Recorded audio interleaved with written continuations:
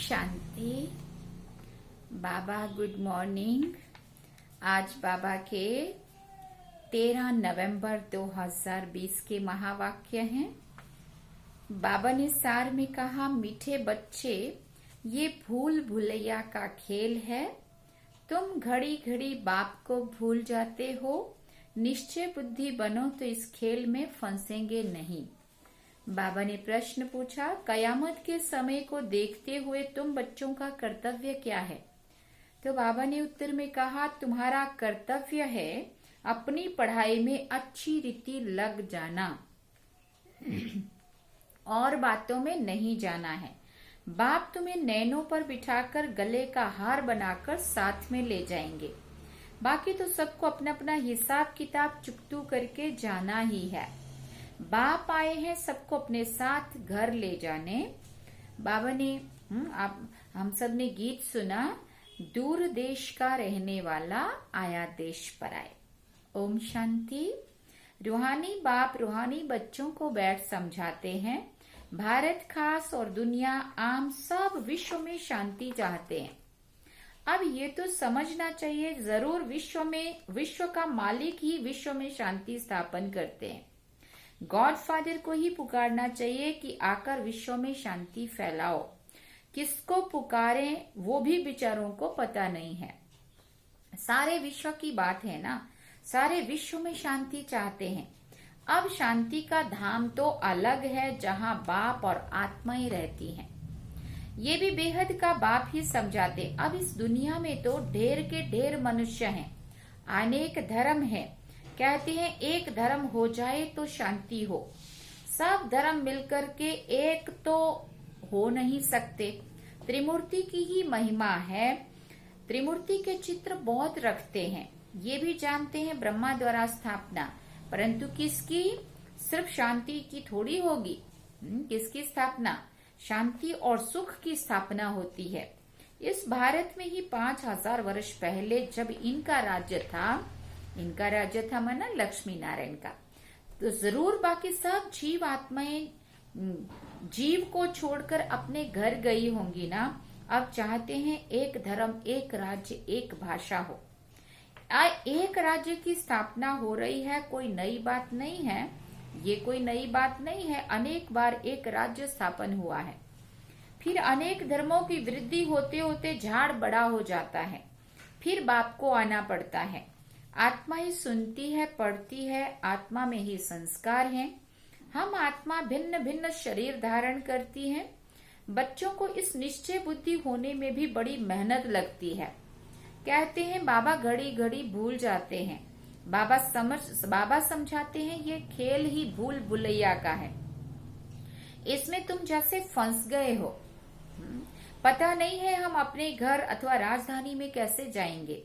अब बाप ने समझाया है, आगे कुछ नहीं जानते थे। आत्मा कितनी पत्थर बुद्धि बन जाती है।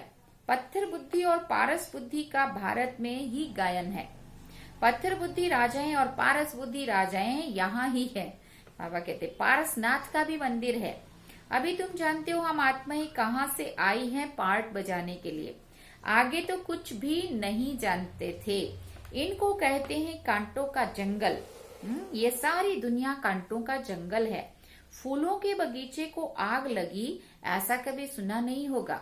जंगल को आग लगते सुना होगा, बगीचे में कभी आग नहीं लगती। बाबा कहते बगीचा हमेशा जंगल को आग लगती है। ये भी जंगल है, इनको भी आग लगनी है जरूर। भंबोर को आग लगनी है। सारी दुनिया को ही भंबोर कहा जाता है।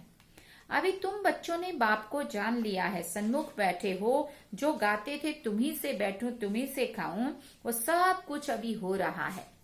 जो भक्ति में हमने गाया था तब अभी पहचान नहीं थी। कोई कृष्ण के लिए बोलता था, कोई राम के लिए बोलता था, कोई देवी माँ के लिए, जो जिसको जानता था मानता था, अपने अपने इष्ट देव को ये कहता था तुम्ही से बैठूं तुम्ही से खाऊं तुम्ही से बोलूं। लेकिन बाबा कहते वो अभी प्रैक्टिकल में अभी हो रहा है। हाँ, वो सब कुछ हो रहा है। भगवान उवाच तो जरूर पढ़ेंगे ना। भगवान उवाच बच्चों प्रति ही होगा ना। तुम बच्चे जानते हो भगवान पढ़ाते हैं। फिर बाबा ने पूछा भगवान कौन है? निराकार शिव को ही कहेंगे ना। भगवान शिव की पूजा भी यहाँ ही होती है। सतयुग में पूजा आदि नहीं होती, ये याद भी नहीं करते हैं। भक्तों को सतयुग की राजधानी का फल मिलता है। तुम समझते हो हमने सबसे जास्ती भक्ति की है, इसलिए हम ही पहले पहले बाप के पास आए हैं, फिर हम ही राजधानी में आएंगे। तो बच्चों को पूरा पुरुषार्थ करना चाहिए नई दुनिया में ऊंच पद पाने का। बच्चों की दिल होती है अब हम जल्दी नए घर में जाएं। शुरू में ही नया घर होगा, फिर पुराना होता जाएगा। घर में बच्चों की वृद्धि होती जाएगी। पुत्र पौत्रे पर पोत्रे वो तो पुराने घर में आएंगे ना, कहेंगे हमारे दादा परदादा का ये मकान है। पीछे आने वाले भी बहुत होते हैं ना, जितना जोर से पुरुषार्थ करेंगे तो पहले नए घर में आएंगे। पुरुषार्थ की युक्ति बाप बहुत सहज करके समझाते हैं। भक्ति में भी पुरुषार्थ करते हैं ना, बहुत भक्ति करने वालों का नाम बाला होता है। कई भक्तों की स्टैंप भी निकालते हैं। ज्ञान की माला का तो कोई को भी पता नहीं है। ज्ञान है पहले है ज्ञान, पीछे है भक्ति, है ना। ये तुम बच्चों की बुद्धि में है। आधा समय है ज्ञान, सतयुग त्रेता। अभी तुम बच्चे नॉलेजफुल बनते हो। टीचर सदैव फुल नॉलेज वाले होते हैं ना। स्टूडेंट में नंबरवार मार्क्स उठाते हैं। ये है बेहद का टीचर। तुम हो बेहद के स्टूडेंट। स्टूडेंट तो नंबरवार ही पास होंगे ना, जैसे कल पहले हुए हैं। बाप समझाते हैं तुमने ही 84 जन्म लिए हैं। 84 जन्मों में 84 टीचर होते हैं। पुनर्जन्म तो लेना ही है। पहले जरूर सतो प्रधान दुनिया होती है और फिर तमो प्रधान दुनिया, पुरानी दुनिया हो जाती है। मनुष्य भी तमो प्रधान होंगे ना। झाड़ भी पहले नया सतो प्रधान होता है, नए पत्ते बहुत अच्छे अच्छे होते हैं। ये तो बेहद का झाड़ है, ढेर धर्म है। तुम्हारी बुद्धि अब बेहद की तरफ जाएगी। कितना बड़ा झाड़ है। पहले पहले आदि सनातन देवी देवता धर्म ही होगा, फिर वैरायटी धर्म आएंगे। तुमने ही 84 वैरायटी जन्म लिए हैं। वो भी अविनाशी हैं। तुम जानते हो कल्प कल्प 84 का चक्कर हम फिरते रहते हैं।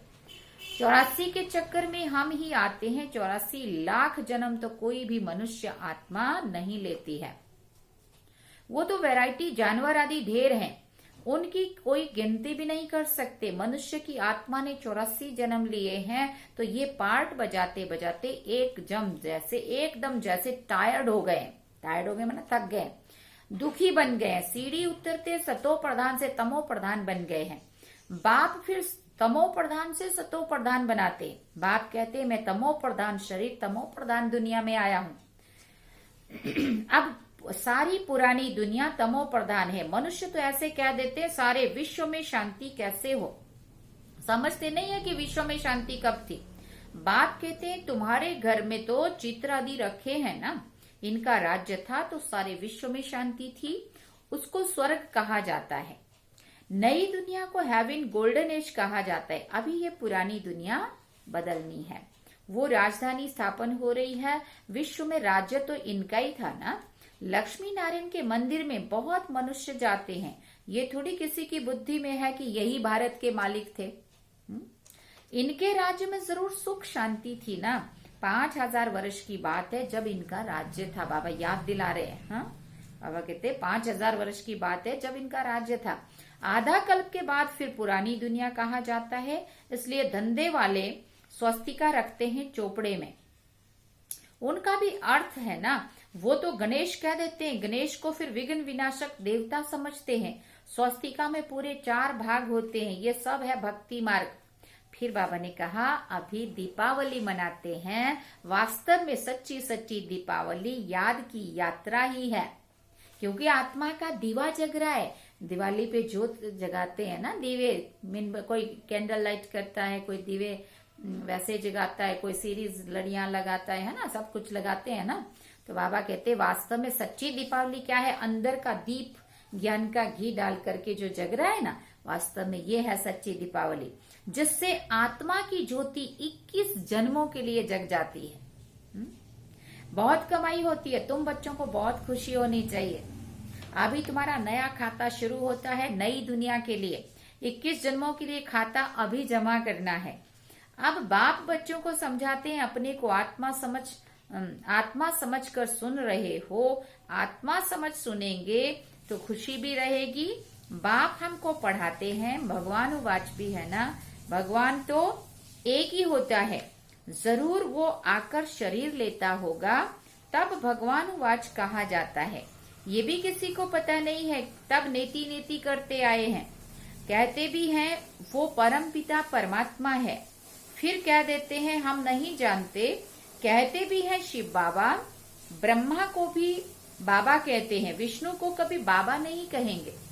प्रजापिता तो बाबा ठहरा ना, तुम हो बीके, प्रजापिता नाम ना होने से समझते नहीं है।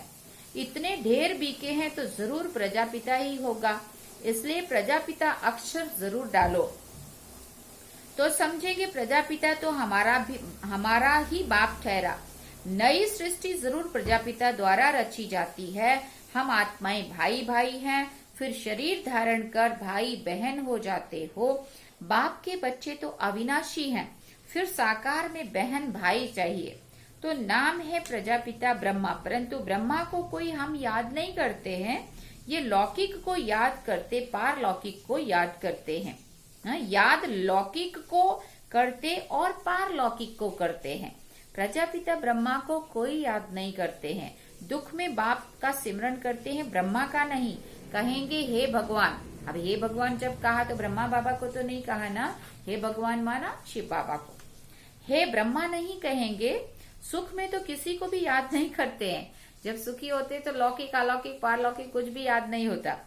वहां सुख ही सुख है, ये भी किसी को पता नहीं है। तुम जानते हो इस समय है 3 बाप।